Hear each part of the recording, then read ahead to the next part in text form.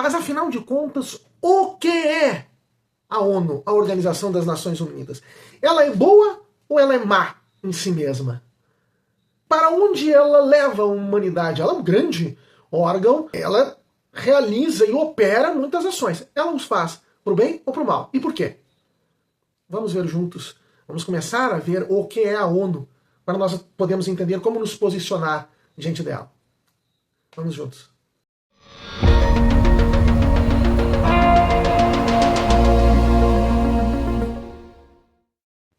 Olá, paz de Jesus, que bênção estarmos novamente juntos. Deus abençoe a todos. Meu nome é Manuel Guimarães, da comunidade de Paz e Mel. E nós estamos aqui novamente para falar desses grandes desafios para o cristão nesse século XXI. Essas coisas que são colocadas à nossa frente e que nós temos que... Bom, como que nós vamos nos posicionar como cristãos diante disso? O que é realmente? E como isso se relaciona com a verdade, com o cristianismo, com o bem, para nós sabermos nos posicionar. E hoje nós queremos começar a falar um pouco sobre a realidade da Organização das Nações Unidas, a ONU. Como é que nós cristãos devemos ver a ONU? O que é a ONU? E salta aos olhos, já nesse começo, a verificação de que a ONU toma uma série de iniciativas que têm se mostrado contrárias ao cristianismo. Tem sido promotora da morte dos bebês no ventre materno, tem sido enfraquecedora da visão cristã de família, tem se mostrado não concorde com a insolubilidade do matrimônio, com a complementariedade necessária entre homem e mulher na relação conjugal, com a educação dos filhos, acima de tudo, pelos pais. Tem promovido uma visão religiosa, que nós deveríamos dizer, de matriz sincretista, que mistura diversos elementos. Nessa matéria religiosa tem tomado posturas no sentido de se vedar as conversões, as mudanças de fé, a evangelização, tem chamado de proselitismo. Enfim, em uma série de questões, de pontos, não adota visões que sejam compatíveis com o cristianismo. Então isso aumenta o questionamento. Agora, esse questionamento, ele só se faz por causa de um pressuposto que se tem ao olhar para a Organização das Nações Unidas, que é um pressuposto equivocado. O pressuposto de que a ONU seria, então, este organismo que reuniria as diversas nações do mundo buscando o bem comum, buscando o bem dessas nações, o bem de todos. Uma instância de diálogo, de auxílio mútuo, que a busca do bem esteja acima de tudo. Essa visão, por sua vez, ela também tem um pressuposto. E esse pressuposto é muito importante nós entendermos. É o pressuposto de que a ONU funciona como se fosse, aspas, uma coisa em si mesma. Uma entidade autônoma. Um agente. O que é um agente? Um agente é um ser que age.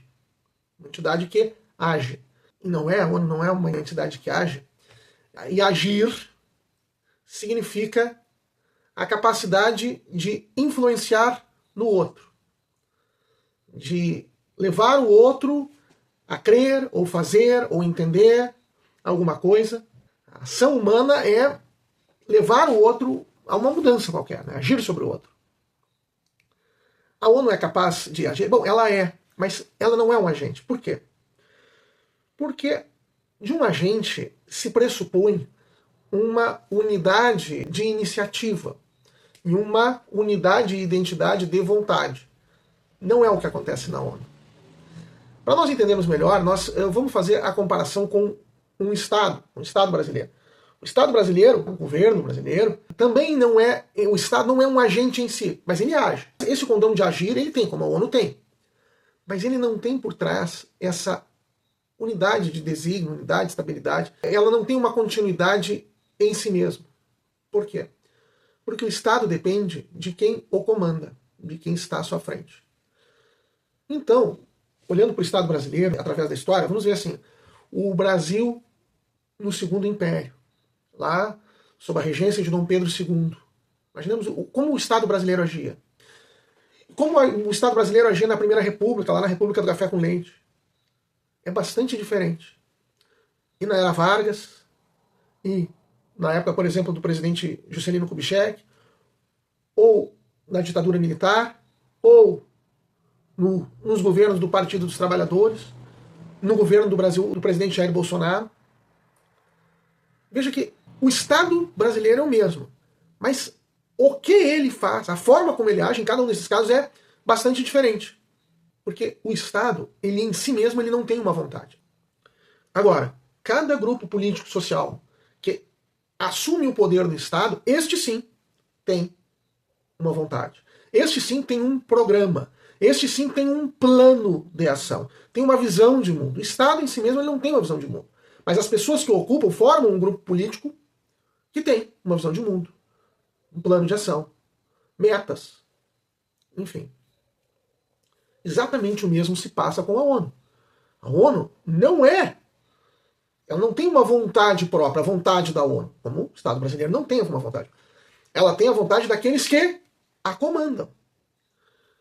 A Igreja Católica, quando da época da formação da ONU, no final da Segunda Guerra Mundial, ela que foi precedida pela Liga das Nações, a Igreja acreditava muito no bem da ONU, no bem intrínseco da ONU, nesse sentido de ser uma entidade que vai congregar os povos, as pessoas vão estar lá e ali vai ser uma instância de diálogo, de busca de bem, de valorização dos bons valores, de condenação do mal. A Igreja sempre viu como um bem a existência de uma ordem jurídica internacional. Aliás, a Igreja é precursora dos direitos humanos. A Igreja, ela é a grande entidade que, por exemplo, falou dos direitos dos povos conquistados, dos direitos humanos que não poderiam ser violados quando há uma guerra e a conquista de um povo, a conquista de uma nação, os direitos dos presos, dos prisioneiros de guerra. Isso tudo foi desenvolvido e o mundo desenvolveu graças à Igreja. A Igreja queria que houvesse essa instância internacional para impedir determinados abusos de um povo sobre o outro, para que nas relações internacionais também houvesse a busca do bem. A Igreja sempre viu o Estado como um bem. O Estado como uma entidade que organiza o povo, que é um instrumento para levar o povo na busca do bem e de implementar o bem comum, o bem de todos, naquilo que todos têm de comum, da mesma forma na ordem internacional. É bom isso. O que aconteceu, o que a Igreja não previu, foi que determinados grupos estavam muito preparados, muito organizados para ocupar a ONU. E o grupo que ocupou a ONU é o grupo que nós chamamos de elite globalista. Nós falamos um pouco da elite globalista em alguns vídeos sobre que nós falamos dos erros da Rússia, principalmente o último dos vídeos sobre os erros da Rússia, ali da segunda e a terceira parte do segredo. Nós falamos do Ocidente. Falamos um pouco também quando nós estávamos falando sobre a morte dos bebês no ventre materno, nessa seara aqui que nós estamos dos desafios do cristão no século XXI. Mas então o que é? Bom, nós vivemos numa sociedade capitalista ocidental, de grande troca internacional, em que se formou um grupo de pessoas mais ricas do mundo, que enriqueceu nas relações comerciais, financeiras, enfim. Isso aí, até aí tudo bem, mas passou a ter uma certa visão de mundo, de muitas formas não cristã, e ao contrário, querendo se colocar como uma grande governante no mundo, não para o bem comum, mas para o bem próprio. Podemos ver sobre a elite globalista em outro momento, né? Nós estamos falando aqui da ONU. Mas essa elite é composta pelas grandes fundações internacionais. As principais famílias globalistas, financeiramente falando, eram os Rothschild e depois no século XX os Rockefeller. Então, as grandes fundações internacionais é que representam, em parte, essa elite. Fundação Ford, Fundação MacArthur, Fundação Rockefeller, Fundação Carnegie. E mais recentemente, outras vêm se incorporando no grupo. A Fundação Bill e Melinda Gates, a Open Society, do George Soros. E assim vão se incorporando, né? Essa elite não é estática. Que se reúnem em grupos de conversações que montam estratégias, objetivos, meios de ação no mundo. Então, os grupos, por exemplo, o grupo Bilderberg, que se reuniu pela primeira vez em 1954 num hotel chamado Bilderberg, e a partir de então adotou esse nome, se reúne anualmente. A Comissão Trilateral, que é uma comissão que reúne também outra parte dessa elite financeira mundial, e alguns membros, chefes de Estado de alguns países, algumas famílias nobres. Faz parte dela, por exemplo, o Henry Kissinger, que foi um agente de Estado poderosíssimo nos Estados Unidos durante décadas e décadas. Então, Henry Kissinger é membro forte da elite globalista. Ele tem livro, né, sobre a nova ordem mundial aqui. Temos aí um livrinho dele, do Henry Kissinger, sobre a ordem mundial, fazendo a promoção do que ele acha que deve ser. Uma ordem mundial deve acontecer. Clube de Roma, na Europa, Clube de Paris, o CFR americano. Existem vários grupos. Bom, esse pessoal controla a ONU. Nós não votamos para a ONU. Nós não conhecemos, nós não sabemos como é que uma pessoa chega a ser o maior dignatário da ONU. Como é que ela chega? Qual é a carreira que se faz para isso? Qual é o caminho que se faz? Um caminho que se faz é você ser um estudante, fazer bolsas na Fundação Ford, na Fundação Rockefeller, mostrar que você tem um ideário moral semelhante ao que o pessoal desses grupos tem, e aí você vai ganhando cargos ali e vai evoluindo. Kofi Annan esteve à frente da ONU e teve a sua carreira universitária toda financiada pela Fundação Ford.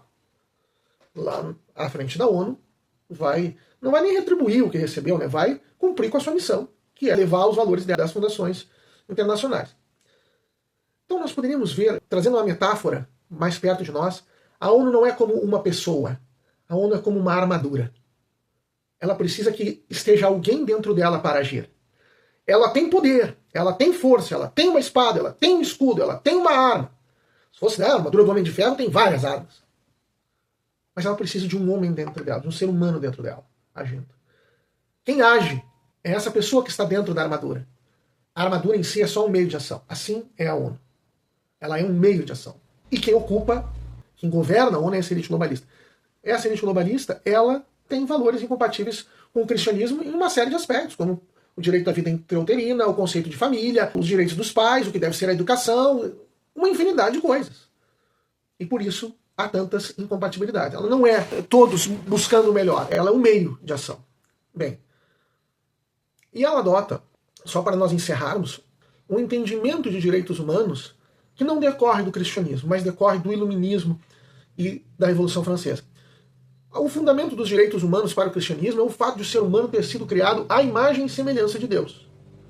Isso torna o ser humano intrinsecamente digno de valores e de bens invioláveis. Você pode violar os direitos do ser humano, mas eles dependem de Deus e eles estão dentro de uma ordem maior. O ser humano também ele está dentro de uma realidade de busca do bem, de busca da verdade, de busca de um certo e um errado que não são estabelecidos pelo próprio homem, mas são estabelecidos antes do ser humano, por Deus, e que ele deve seguir. A fonte, o entendimento de direitos humanos que rege à ONU, não é assim, é uma fonte de direitos humanos que tem o homem em si mesmo como seu maior fundamento, e que o homem, pela sua razão, pode decidir o que for. Inclusive decidir o que é bom e o que é mal, o que é certo e errado. E isso é um equívoco. E um fundamento de muitos males. Então, por hoje nos basta termos ido até aqui. Então, primeiro entender, sem falar da ONU, sem falar do que ela está defendendo, dos problemas concretos, apenas entender o que ela é e o que ela não é. Ela não é um ser em si, um ser agente. Ela é uma grande estrutura de ação que os seus órgãos agentes, os agentes humanos por trás dela, utilizam como meio de ação. Tá bom? Então, se você gostou, curta, compartilhe, divulgue, se inscreva no canal, comente e fique conosco até o nosso próximo vídeo. Deus abençoe.